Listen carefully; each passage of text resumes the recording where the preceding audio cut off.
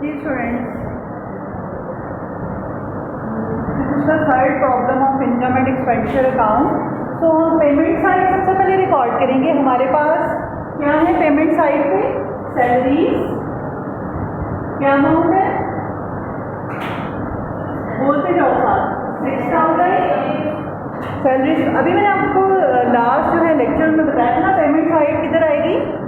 Expenditure में। तो आप अपने पास पेमेंट साइड देखिए और मुझे बता दीजिए। सैलरीज क्या है? 6000। उसके बाद नेक्स्ट हमारे पास क्या है? प्रिंटिंग है, स्टेशनरी,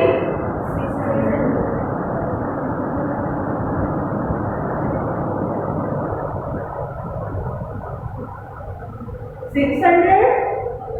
नेक्स्ट हमारे पास पोस्टेज है, टेलीफोन 3600।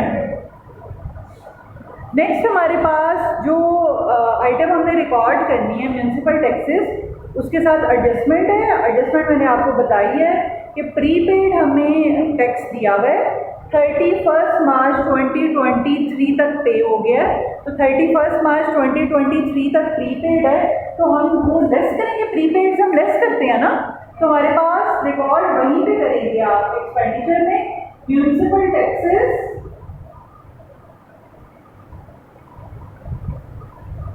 क्या अमाउंट है? 3200। ठीक है, इसमें से हम प्रीपेड लेस करेंगे। प्रीपेड लेस करेंगे तो प्रीपेड हमारे पास उसकी अमाउंट नहीं दी हुई कि कितना प्रीपेड होगा, तो इसका मतलब है हमें वो प्रीपेड फाइंड करना पड़ेगा। ये वाला जो हमें टैक्स है वो पूरे साल का दिया हुआ है। इसमें से हमने अगर 3 मंथ्स का निकालना हो, यानी ये 12 मंथ्स का है, तो 3 मंथ्स का हम फाइंड कर सकते हैं ना। तो हम यहाँ पे करेंगे less prepaid.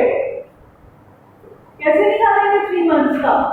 3200 multiply by 3 divided by 12। ऐसे ही है। चलिए अमाउंट बताएं क्या है? कितनी? 800। इसमें से हम क्या कर देंगे? लेस। क्या अमाउंट आती है?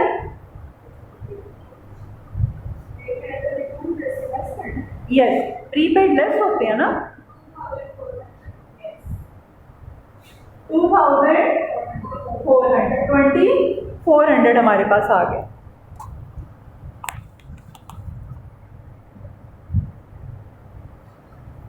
जी नेक्स्ट है हमारे पास electricity charges.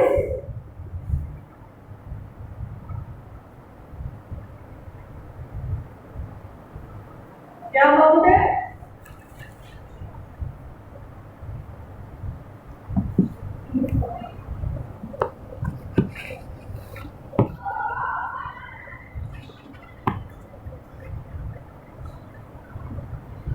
Electricity charges 2400। Next है हमारे पास एनुअल डिनर चार्जेस।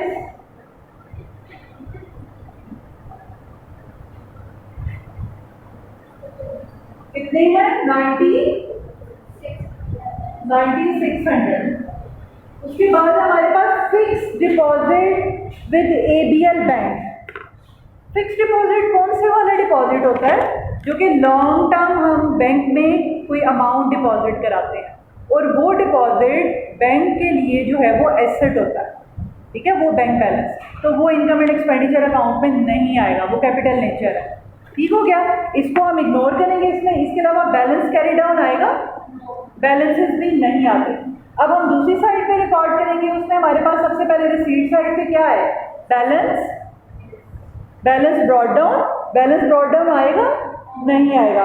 हमारे पास है सब्सक्रिप्शन। सब्सक्रिप्शन के साथ जो है वो एक एडजस्टमेंट है। सब्सक्रिप्शन कितनी है हमारे पास? अमाउंट कितनी है? 18,000। और इसमें सब्सक्रिप्शन क्योंकि इनकम है, और इनकम हमारे पास अगर रिसीवेबल हो तो वो हम ऐड करते हैं ना। ठीक है, वो हमने रिसीव करनी है तो वो ऐड होती है। अब यहाँ पे हम रिसीवेबल ऐड करेंगे, और हमारे पास एडजस्टमेंट में दिया हुआ है कि 20 मेंबर्स हैं और 100 ईच का रिसीवेबल है। तो इसका मतलब है हमारे पास टोटल कितना रिसीवेबल है? 2000, ठीक हो गया। टोटल कितना रिसीवेबल है 2000। नीचे आपके पास जो न्यूमेरिकल में एडजस्टमेंट दी हुई है ना, उस तरह जो है वो देखिए उसकी तरफ, और वहां से मैंने रिकॉर्ड किया 2000। 13,000 प्लस 2000 कितना हुआ 20,000।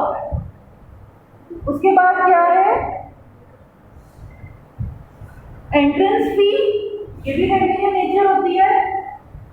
इनके आपके पास इसके लिए कोई एडजस्टमेंट ना दी हो तो वो इसको कैपिटलाइज कुछ क्वेश्चन करते हैं, लेकिन ये पूरी अगर कुछ भी ना बताया हो तो इसी तरह रिकॉर्ड होती है। इसी तरह लाइव मेंबरशिप फी भी ऐसे रिकॉर्ड करेंगे कि इसके बारे में भी हमें कोई इंफॉर्मेशन नहीं दी गई कि इसे कैपिटलाइज करें। कितनी है 10,000। उसके बाद एनुअल डिनर,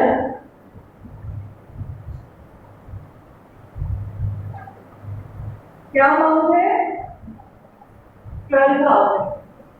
उसके बाद हमारे पास क्या है हॉल रेंट,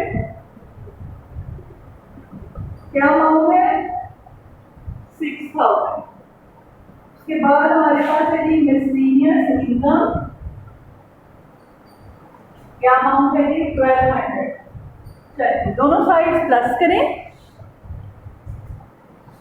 दोनों साइड्स प्लस करें और बैलेंस निकालें कि आपके पास सरप्लस आता है कि डेफिसिट आता है।